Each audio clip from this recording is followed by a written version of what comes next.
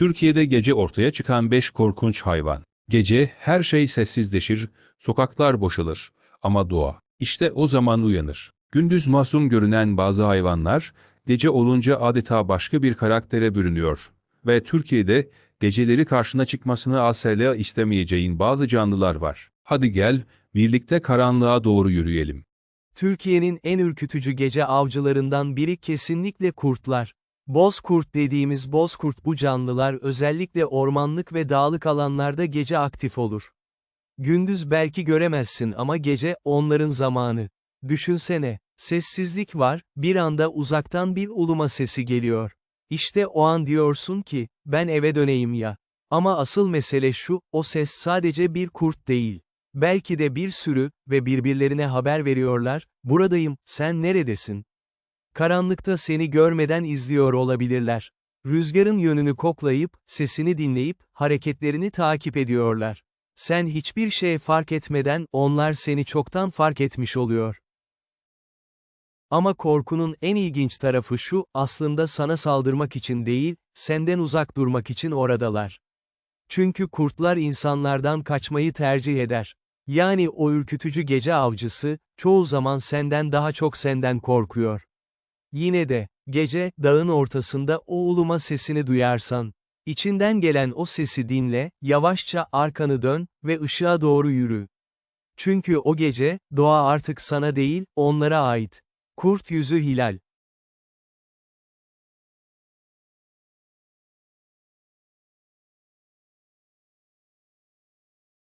Bak şimdi, bu hayvanın tipi bile, ben bela olabilirim, diyor zaten.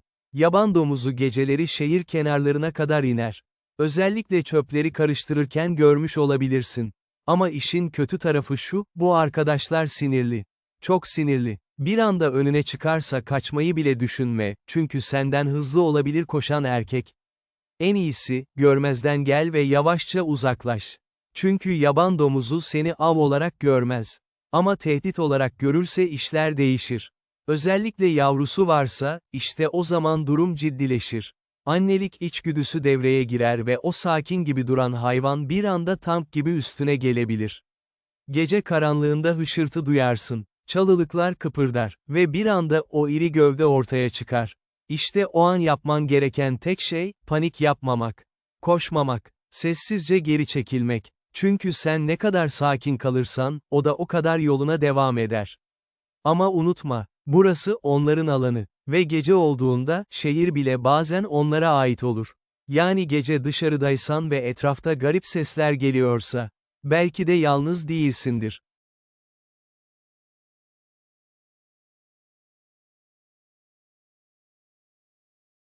Tatlı görünüyor değil mi? Ha işte en büyük hata burada yapmacık gülümseme kızıl tilki geceleri avlanan oldukça zeki bir hayvan. Sessiz, sinsiz dolaşır, seni görür ama sen onu göremezsin. Yani sen, hiçbir şey yok, sanırken, o seni izliyor olabilir gözler korkutucu mu? Biraz evet, ama daha çok, gizli ajan, gibi erkek dedektif öyle hızlıdır ki, bir anda ortaya çıkar, işini halleder ve kaybolur. Fare mi gördü, bitti. Tavuk kümesi mi buldu? Geçmiş olsun, soğuk terli ağzı açık gülümseme ama işin ilginç tarafı şu, tilkiler insanlara saldırmaz. Hatta seni fark ettiği anda çoğu zaman çoktan uzaklaşmıştır bile. Yani o seni izliyor dedik ya, aslında büyük ihtimalle, bu da ne ya, deyip yoluna devam ediyor.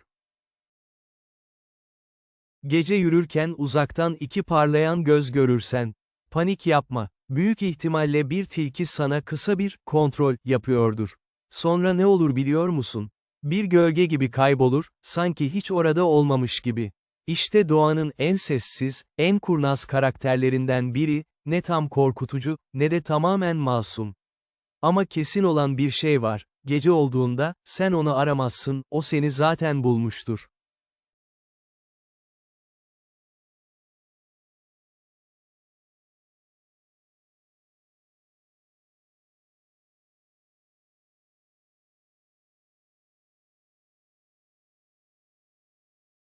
Gece deyince akla gelen ilk şeylerden biri, yarasalar. Yarasa karanlıkta yön bulabilen nadir canlılardan biri. Etrafında aniden uçmaya başlarsa refleks olarak eğilirsin.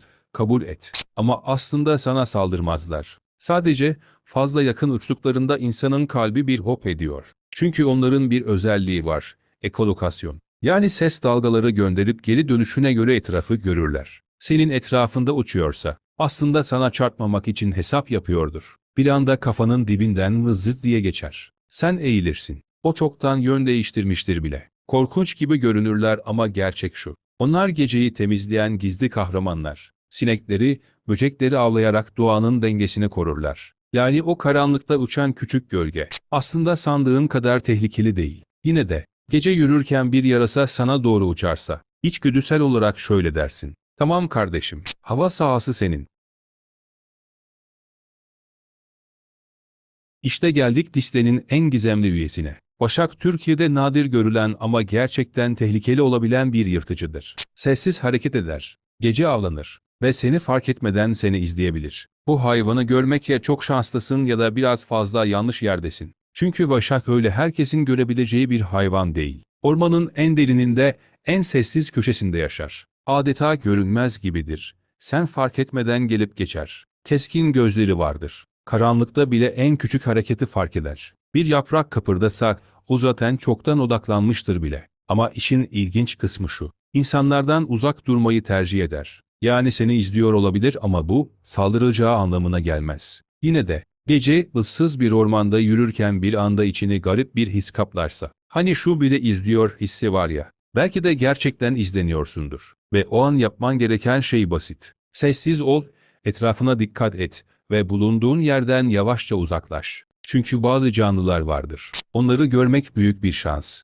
Ama onlarla karşılaşmak her zaman iyi bir fikir değildir. Gece aslında korkutucu değil. Ama bilmediğimiz şeyler her zaman biraz ürkütür. Türkiye'nin doğası düşündüğünden çok daha vahşi. Ve biz uyurken onlar avda. Belki de şu an sen bu videoyu izlerken dışarıda bir yerlerde bir çift göz karanlıktan seni izliyordur. İzlediğin için teşekkürler. Eğer böyle içerikleri seviyorsan beğenmeyi ve abone olmayı unutma.